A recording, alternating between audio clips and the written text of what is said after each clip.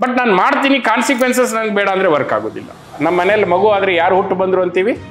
ಎರಡೇ ಚಾಯ್ಸ್, ಪಾಂಡವರು ಕೌರವರು ಇಬ್ಬರೇ, ಮಧ್ಯ ಉಳಿತೀನಿ ಅನ್ನೋರಿಲ್ಲ. ಓ ಇದು ಬೇರೆ ಕಥೆ ಅಲ್ಲ, ಇದು ನಮ್ಮ ಜೀವನದಲ್ಲಿ ಅನುಭವಿಸ್ಬಿಟ್ಟಿದ್ದೀವಿ.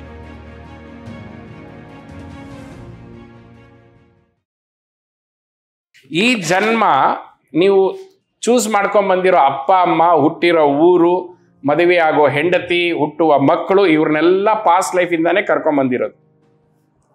ನಾವು ವರ್ಕ್ಶಾಪಲ್ಲಿ ಹೇಳೋದಲ್ಲ. ನಮ್ಮ ಮನೇಲಿ ಮಗು ಆದ್ರೆ ಯಾರು ಹುಟ್ಟು ಬಂದ್ರು ಅಂತೀವಿ? ಅಜ್ಜನೋ ಅಜ್ಜಿನೋ ಹುಟ್ಟು. ಹೆಣ್ಮಕ್ಳು ಹುಟ್ಟಿದ್ರೆ ಅಜ್ಜಿ, ಗಂಡು ಮಗ ಹುಟ್ಟಿದ್ರೆ ಅಜ್ಜ ಹುಟ್ಟು ಬಂದ. ಇನ್ನು ಅವ್ರಿಗೆ ಮೊಮ್ಮಕ್ಕಳಾದ್ರೆ ಇವ್ರ ಅಜ್ಜ ಅಜ್ಜಿ ಹುಟ್ಟು ಬಂದ್ರು. ಸೊ ಸೈಕಲ್ ನಮಗೆ ಸನಾತನ ಅವರಿಗೆ ಪಾಸ್ಟ್ ಲೈಫನ್ನು ನಂಬಿಸೋ ಅವಶ್ಯಕತೆ ಇಲ್ಲ. ಅದು ನಮ್ಮ ಜೀವನದಲ್ಲೇ ಇತ್ತದು. ಹುಷಾರು, ಮುಂದೆ ಇದು ಆಗತ್ತೆ ನಿನಗೆ, ನೋಡ್ಕೊಂಡು ಮಾಡು. ನಮ್ಮ ಭಾಷೆಯಲ್ಲೆಲ್ಲ ಇದು ಇತ್ತು. ನೋಡ್ಕೊಂಡು ನಡಿ, ನೋಡ್ಕೊಂಡು ಮಾತಾಡು. ಇವತ್ತು ಅಂದಿದೆಯಲ್ವಾ, ನಿಂಗೆ ಹಂಗೆ ಆಗತ್ತೆ ನೋಡು ಫ್ಯೂಚರಲ್ಲಿ ಅಂತ. ನಾನು ಭಾಳ ಜನರನ್ನು ನೋಡಿದ್ದೀನಿ. ಭಾಳ ಐ ಆಮ್ ಸಾರಿ, ಅಡಿಕೆ ಬೆಟ್ಟ ಹೇಳ್ಬಾರ್ದು, ಬಟ್ ಪಾಠದ ಡ್ಯೂಟಿಗೆ ಹೇಳ್ತಾ ಇದ್ದೀನಿ. ಕೆಲವೊಬ್ರು ಈ ಘಟವಾಣಿಗಳಿರ್ತಾರೆ, ಇನ್ನೊಬ್ರು ಮಕ್ಕಳ ಮನೆನೇ ಆಡ್ಕೊಳ್ಳೋ, ಎಂಥ ಬಟ್ಟೆ ಹಾಕೊಂಡು ಸಾಯ್ತಾರೆ ಮಕ್ಕಳು, ಮೈ ತುಂಬ ಬಟ್ಟೆ ಹೋಗ್ಲಾಗಲ್ಲ, ಹಂಗಾಗಲ್ಲ ಅಂತ. ಆಮೇಲೆ ನೋಡಿದೀನಿ ಅವ್ರ ಮೊಮ್ಮಕ್ಕಳು ಅದೇ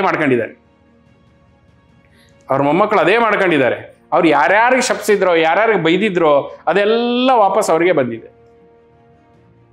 ಈಗ ನಿಮ್ಗೊಂದು ಅಡಿಕೆ ಬೆಟ್ಟದ ಕತೆ ಹೇಳ್ತೀನಿ. ಒಬ್ಬ ರಾಜನ್ಗೆ ಕ್ಯೂರಿಯಾಸಿಟಿ ಬಂತಂತೆ, ನನ್ನ ಕರ್ಮ ಎಷ್ಟಿದೆ ಅಂತ ತಿಳ್ಕೊಳ್ಳೋಕ್ಕೆ. ಗುರುಗಳ ಕಡೆ ಹೋದ್ನಂತೆ. ಗುರುಗಳೇ ನನ್ನ ಕರ್ಮ ಎಷ್ಟಿದೆ ಹೆಂಗೆ ಗೊತ್ತಾಗಬೇಕು ಅಂತ.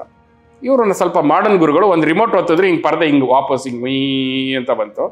ಇನ್ನೊಂದು ರಿಮೋಟ್ ಹೊಡೆದ್ರು, ಟಿವಿ ಆನ್ ಆಗೋಯ್ತು. ಟಿವಿ ಆನ್ ಆಗಿ ನೋಡಿದ್ರೆ ಹಿಮಾಲಯದಷ್ಟು ಬೆಟ್ಟ. ಹೇಳಿದ್ರೆ ನಿನ್ನ ಕರ್ಮ ಇಷ್ಟಿದೆ ಗುರು ಅಂತ. ಓ ಇಷ್ಟೊಂದು ಇದೆಯಾ ಸಾರ್, ಇಷ್ಟು ದೊಡ್ಡ ದೊಡ್ಡ ಬೆಟ್ಟ, ಹಿಮಾಲಯ ಅಂದ್ರೆ ಗೊತ್ತಲ್ಲ, ಹೈಯೆಸ್ಟ್ ಪೀಕ್ ಮೌಂಟ್ ಎವರೆಸ್ಟ್, ಇಷ್ಟು ಕರ್ಮ ಇದೆಯಾ ಸಾರ್, ಮತ್ತೆ ಏನು ಮಾಡಬೇಕು? ಒಂದು ಕೆಲಸ ಮಾಡು, ಆ ಹಳ್ಳಿಯಲ್ಲಿ ನಿಮ್ಮ ಅತ್ತಿಗೆ ಇರ್ತಾರಲ್ಲ, ಅವ್ರ ಮನೆ ಮುಂದೆ ಹೋಗಿ ಮಲ್ಕೋ ಹೋಗುವಂತ. ಅಲ್ಲ ಗುರು, ಪ್ರಾಬ್ಲಮ್ ಸೊಲ್ಯೂಷನ್ ಹೇಳು ಅಂತ ಹೇಳ್ತಾ ಇದ್ದೀನಿ, ನೀವು ನೋಡಿದ್ರೆ ಅಲ್ಲೋಗಿ ಮಲ್ಕೋ ಅಂತ ಹೇಳ್ತಿದ್ದೀರಲ್ಲ. ಸೊ ಗುರು ವಾಕ್ಯ ಪರಿಪಾಲನೆ ಮಾಡ್ತೀಯೋ ಇಲ್ವೋ ನೀನು? ಹೇಳ್ಬಿಟ್ಟಿದ್ದೀರ ಮಾಡ್ತೀನಿ ಅಂತ. ಸರಿ, ಹೋಗ್ಬಿಟ್ಟು ಹಳ್ಳಿಯಲ್ಲಿರೋ ಅವ್ರ ಅತ್ತಿಗೆ ಮಾತ್ರ ವಿಧವೆ, ಅವಳು ಅಣ್ಣ ಇಲ್ಲ, ಅತ್ತಿಗೆ ಒಬ್ಳು. ಅವ್ನು ರಾತ್ರಿ ಹೋಗಿ ಅವ್ರ ಮನೆ ಮುಂದೆ ಮಲ್ಕೋಬೇಕು. ಅವ್ನು ರಾತ್ರಿ ಮಲ್ಕೊಳ್ತಾನೆ. ಯಪ್ಪ ಗುರುಗಳು ಎಂಥ ಕಾಟ ಕೊಟ್ಟಿದ್ದಾರೆ, ಕೇಳಬಾರ್ದು ಪ್ರಶ್ನೆ ಕೇಳ್ಬಿಟ್ಟೆ ನಾನು ಕರ್ಮದ್ದು, ಇಂಥ ಕರ್ಮ ಬಂದ್ಬಿಡ್ತಲ್ಲ, ಇಲ್ಲಿ ಮಲ್ಗೋ ಥರ ಪರಿಸ್ಥಿತಿ ಅಂತ. ರಾತ್ರಿ ಎಲ್ಲ ಮಲಗಿದಾನೆ. ಬೆಳಗ್ಗೆ ಜನ ಹೋಗ್ತಾ ನೋಡ್ತಾ ಇದ್ದಾರೆ. ಅಯ್ಯ ನೋಡು, ತಾಯಿ ಸಮಾನ ಅತ್ತಿಗೆ ಮನೇಲಿ ಬಂದು ಇಲ್ಲಿ ಮರ್ಕೊಂಡಿದ್ದಾನೆ, ಬೇವರ್ಸಿ ಅಂತ ಎಲ್ಲ ಬೈಕೊಂಡು ಹೋಗ್ತಿದ್ದಾರೆ. ಉಗಿದ್ಕೊಂಡು ಇವನು ಒರೆಸ್ಕೊತಾನೆ ಇದ್ದಾನೆ. ಗುರುಗಳೇ ಇಷ್ಟು ಪಾಪ ಮಾಡಿದ್ನ ನಾನು ಅಂತ ಎದ್ದು ಓಡಾಗಿ ಬೇಜಾರಿಂದ ಕೇಳ್ತಾರೆ. ಗುರುಗಳೇ ಅಷ್ಟು ದಕ್ಷಿಣೆ ಕೊಟ್ಟಿದ್ದೀನಿ, ಇಷ್ಟು ದಕ್ಷಿಣೆ ಕೊಟ್ಟಿದ್ದೀನಿ, ನಿಮ್ಮ ವರ್ಕ್ಶಾಪ್ದೆಲ್ಲ ನನ್ಗೆ ಯಾಕಿಂತ ಅವಮಾನ ಮಾಡಿದ್ರಿ ಅಂತ. ಒಂದು ನಿಮಿಷ ಇರುವಂಥ ರಿಮೋಟ್ ಒತ್ತುತ್ತಾರೆ, ಪರದೆ ಹಿಂಗೆ ಓಪನ್ ಆಗುತ್ತೆ, ಟಿವಿ ಒತ್ತಿದ್ದಾರೆ. ಟಿವಿ ಒತ್ತಿದ್ರೆ ಅಷ್ಟು ದೊಡ್ಡ ಬೆಟ್ಟ ಇರುತ್ತಲ್ಲ, ಇಷ್ಟು ಚಿಕ್ಕದಾಗ್ಬಿಟ್ಟಿರುತ್ತೆ. ಹೇಳ್ತಾನೆ, ಏನಿದು ಕರ್ಮದ ಬೆಟ್ಟ ಎಲ್ಲ ಕಡಿಮೆ ಆಗ್ಬಿಟ್ಟಿದೆ. ಹೋಗುರು, ನೀನು ಅಲ್ಲಿ ಮಲ್ಕೊಂಡಿದ್ಯಲ್ಲ, ಸತ್ಯಾಸತ್ಯತೆ ಗೊತ್ತಿಲ್ಲದೆ ಜನ ಆಡ್ಕೊಂಡ್ರಲ್ಲ, ನೀನು ಮಾಡದೇ ಇರೋದಕ್ಕೆ ಆಡ್ಕೊಂಡ್ರಲ್ಲ, ಅವರೆಲ್ಲ ನಿನ್ನ ಕರ್ಮನ ತಗೊಂಡೋದ್ರು ಅಂತ. ಇದು ಅದರ ಅರ್ಥ ಸರ್. ಓ ಇದು ಬೇರೆ ಕಥೆ ಅಲ್ಲ, ಇದು ನಮ್ಮ ಜೀವನದಲ್ಲಿ ಅನುಭವಿಸ್ಬಿಟ್ಟಿದ್ದೀವಿ. ಇವಾಗಂತೂ ಅಧ್ಯಾತ್ಮದಲ್ಲಿ ಯಾರಾದರೂ ನಿಜವಾಗ್ಲೂ ಅಧ್ಯಾತ್ಮದಲ್ಲಿ ಇದ್ರೆ ನೀವು ಅಂದರೆ ಆಗೋಯ್ತು.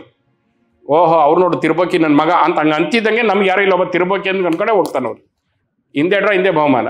ಅವನಿಗೆ ಅನ್ಯಾಯ ಆಗಿದೆ ಅಂದರೆ ಯಾಕಾಯಿತು ಅಂತ ರಿವರ್ಸಲ್ಲಿ ಹೋಗಿ ನೋಡುವಂಥ ಎಬಿಲಿಟಿ ನಮಗಿರಬೇಕು. ಪಲ್ಲವಿ ಅವರು ಅಂದರೆ ನನ್ನ ವೈಫ್ ತುಂಬ ಜಗಳ ಮಾಡ್ತಾಯಿದ್ರು. ನೋಡು ಅವನು ಅಷ್ಟು ಕಷ್ಟಪಡ್ತಾ ಇದ್ದಾನೆ, ಒಂದು 100 ರೂಪಾಯಿ ಕೊಡಿ ಎಕ್ಸ್ಟ್ರಾ ಭಿಕ್ಷುಕನಿಗೆ ಅಂತ ಹೇಳಿದ್ರು. ಅವನು ಭಿಕ್ಷುಕ ಹೆಂಗಾದ ಗೊತ್ತಾ ಅಂತ. ಗೊತ್ತಿಲ್ಲ, ಮತ್ತು ಸುಮ್ಮನೆ ಕೂತ್ಕೋ. ಸೊ ಅವನು ಭಿಕ್ಷುಕ ಹೆಂಗಾಗಿದ್ದ ಅಂತ ಗೊತ್ತಾಗಿದ್ರೆ ನಿಮಗೆ, ಸೊ ಅವನಿಗೆ ಭಿಕ್ಷುಕ ನೀವು ಭಿಕ್ಷುಕ ಆಗೋದು ನೇಚರ್ ಕೊಡ್ತಾ ಇರೋ ಪನಿಷ್ಮೆಂಟು. ನೀವು ಅವನ್ನ ಶ್ರೀಮಂತ ಮಾಡಿದ್ರೆ ಏನಾಗುತ್ತೆ? ಅವನು ಮತ್ತೆ ಪಾಪಿ ಆಗ್ತಾನೆ, ಆ ಪಾಪಿಗೆ ನೀವು ಭಾಗ ಆಗ್ತೀರಿ. ಈಗ ಫ್ರೆಂಡಿಗೆ ಅವಮಾನ ಆಯಿತು. ಈಗ ಅವಮಾನ ಆಗಿದ್ದು ಯಾಕಾಯಿತು, ಅನ್ಯಾಯ ಯಾಕಾಯಿತು, ಅವನದೇನು ತಪ್ಪಿದೆ, ಅದು ವಿವರಣೆ ವಿಚಾರ ಮಾಡಬೇಕು. ಇಲ್ಲಿ 2 ಆಸ್ಪೆಕ್ಟ್ ಇದೆ. ಒಂದು, ಅವನ ಕರ್ಮಕ್ಕೆ ಇನ್ವಾಲ್ವ್ ಆಗಿರೋದ, ಅಂದರೆ ಇದು ಅವನ ಕರ್ಮನ.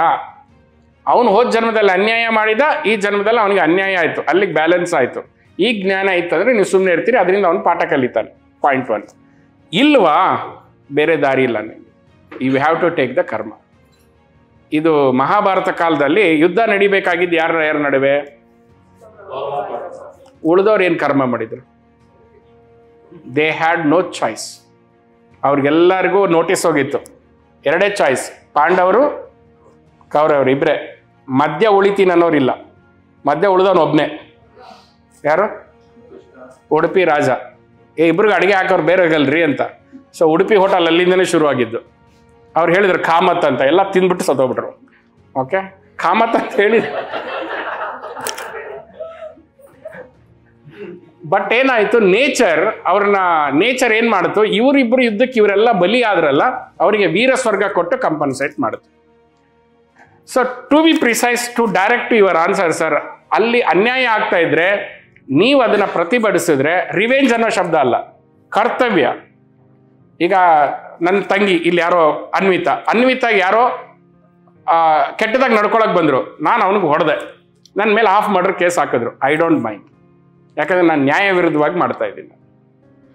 ನಾನು ನ್ಯಾಯಕ್ಕಾಗಿ ನಿಂತಿದ್ದೇನೆ. I don't mind going to ಹಿಂಗಾಗಲ್ಲ, ಗಂಟಲ್ಲಿ ಹೇಳ್ತಾ ಇರೋದು. ಹೇಳೋದು ಇದಕ್ಕೆ ತೊಂದರೆ ಇಲ್ಲ. ಬಟ್ ನಾನು ಮಾಡ್ತೀನಿ, ಕಾನ್ಸಿಕ್ವೆನ್ಸಸ್ ನಂಗೆ ಬೇಡ ಅಂದ್ರೆ ವರ್ಕ್ ಆಗೋದಿಲ್ಲ. ಇದಕ್ಕೆ ಹೇಳ್ತೀವಿ ಈ ಶಬ್ದಕ್ಕೆ ಇದಕ್ಕೊಂದು ಶಬ್ದ ಹೇಳ್ತೀವಿ. ಇದಕ್ಕೊಂದು ಶಬ್ದ ಏನು ಹೇಳ್ತೀವಿ ಅಂದ್ರೆ, ನೀವು ಕೇಳಿರೋ ಪ್ರಶ್ನೆಗೆ ಇದನ್ನ ಹೇಳ್ತೀವಿ ಧರ್ಮ ಸಂಕಟ ಅಂತ. ಬಿಟ್ಟರು ಹಾಳಾಗ್ತೀವಿ, ಬಿಡದೇ ಇದ್ರು ಹಾಳಾಗ್ತೀವಿ. ಆ ಧರ್ಮ ಸಂಕಟದಲ್ಲೇ ಕರ್ಣ ಹಾಳಾದ. ದುರ್ಯೋಧನ ಮಾಡ್ತಿರೋ ತಪ್ಪು, ಬಟ್ ಅವನ್ನ ಯುವರಾಜ ಪದವಿ ಕೊಟ್ಟು ಕಾಪಾಡಿದ್ದು ಅವನೇ. ಸೊ ಅವನ ಕರ್ಮ ಏನಂತಂದ್ರೆ, ಅವನಿಗೆ ದುರ್ಯೋಧನ ಫ್ರೆಂಡ್ ಆಗೋ ಪರಿಸ್ಥಿತಿ ಬಂತು, ಬೇರೆ ದಾರಿ ಇಲ್ಲ. ಇದನ್ನ ಹೇಳ್ತೀವಿ ಧರ್ಮ ಸಂಕಟ ಅಂತ. ನೀವು ಆ ಪರಿಸ್ಥಿತಿಯಲ್ಲಿ ಇರಬಾರ್ದು. ಇದ್ದೀರಿ, ನಿಮ್ ತಪ್ಪು, ಮಾಡ್ಲೇಬೇಕು. ಇಲ್ಲ ಅಂತಂದ್ರೆ ಅದಕ್ಕೆ ಹೇಳ್ತಾರಲ್ಲ, ಕೆಟ್ಟವನ್ ಕೆಟ್ಟ ಮಾಡೋದು ದೊಡ್ಡ ವಿಷಯ ಅಲ್ಲ, ಒಳ್ಳೆಯವ್ರು ಸುಮ್ಮನೆ ಇರೋದು ಅತಿ ದೊಡ್ಡ ಪಾಪ ಅಂತ. ಕೆಟ್ಟವನ್ ಕೆಟ್ಟದ್ ಮಾಡೇ ಮಾಡ್ತಾನೆ, ಬಟ್ ನೀವು ಒಳ್ಳೆಯವರು ಸುಮ್ಮನೆ ಇದ್ರಲ್ಲ, ನೀವು ಆ ಪಾಪದಲ್ಲಿ ಭಾಗಿಯಾಗ್ತೀರಿ ಅಂತ.